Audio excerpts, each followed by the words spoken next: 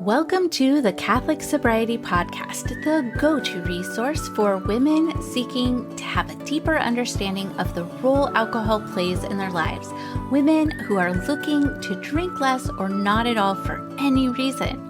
I am your host, Christy Walker.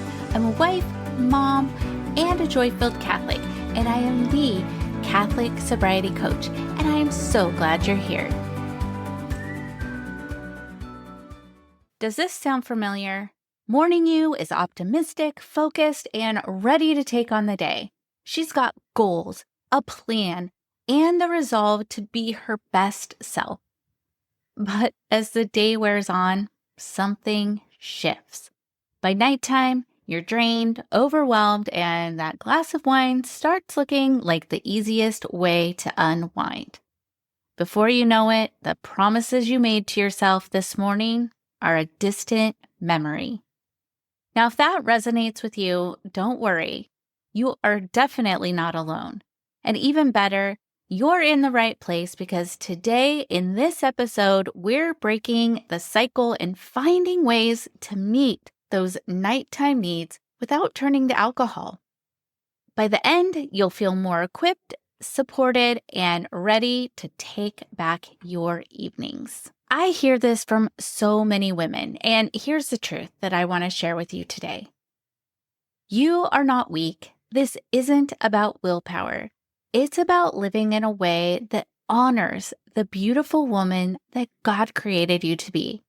When you approach your evenings with faith, prayer, and intention, you can find a peace and joy at night, free from the things that hold you back from living the life that He has called you to. I have seen incredible transformations in women who thought they'd never move past their nighttime struggles, and instead, they were able to cultivate evenings that they actually really looked forward to. Today, I'm going to be walking you through 3 ways to shift your evening. You know what I've realized about those tough evening moments? Nighttime you is not the villain here. She's not here to undo all the good that morning you had planned. She's simply carrying the weight of your day, the decisions, the moments of stress, the emotions. And by the end of the day, she's just looking for some rest and comfort. And you know what? That's okay. God actually calls us to care for our bodies and minds lovingly. I like to call this holy self-care. So I invite you to pause and remember this truth. Nighttime isn't a failure. It's your chance to lean on the Lord and ask, how can I nurture this part of myself in a way that pleases you? When we shift our perspective, everything begins to change. Now, the first way to support yourself in the evenings is to create a calming ritual that invites peace, both physical and spiritual. Now, this could mean brewing a cup of herbal tea, lighting a candle, saying a short evening prayer, or the rosary. Just as morning you might start the day with prayer and intention, nighttime you can do the same to close out the day. You might want to spend a few minutes reflecting on where you felt God's presence during the day or whispering a prayer of gratitude for His guidance. These small actions can act as a heart reset. You're ushering in rest and renewal in a way that deepens your connection to Him. This practice replaces agitation with comfort. No glass of wine necessary. Now, this isn't just about shifting an action. It's actually about inviting God into your evenings. When you slow down and intentionally include Him in this time, peace actually becomes your anchor. Next, I want to encourage you to pause when those cravings hit and turn them into an opportunity for prayer and self-reflection. So when you feel that pull toward a drink, stop and take 5 deep breaths. then ask yourself two things. The first is, what am I truly feeling right now? And the second is, what is it that my heart actually needs? You may realize you're seeking comfort because the day's stress has left you worn out and weary. Or maybe you are longing for connection after a long and isolating day.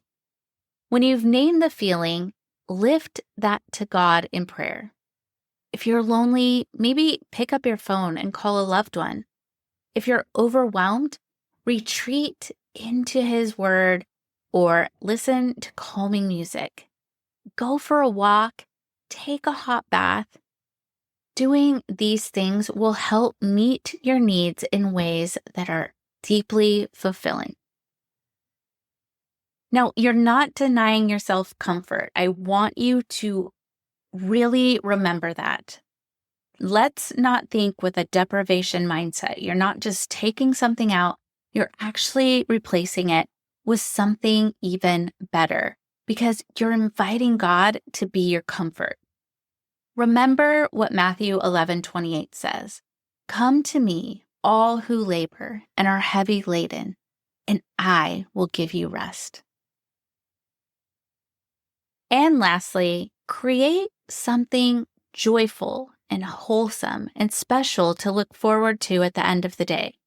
Maybe that's reading a good book, preparing some tea and reading scripture, journaling about your day, or just sitting in quiet prayer and reflecting on how God is working in your life. So to wrap up, I just want you to remember something. Nighttime you isn't a problem to solve. She's part of you that just needs a little extra love and care and attention.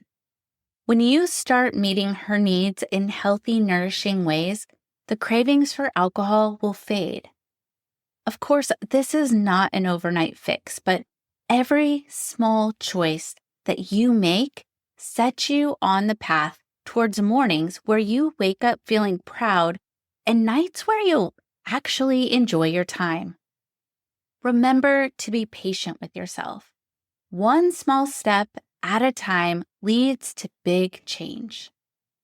You've got this, and I'm cheering for you every step of the way. Until next time.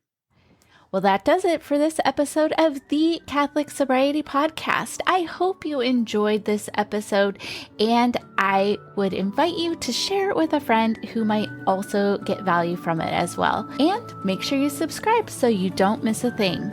I am the Catholic Sobriety Coach, and if you would like to learn how to work with me or learn more about the coaching that I offer, visit my website, thecatholicsobrietycoach.com.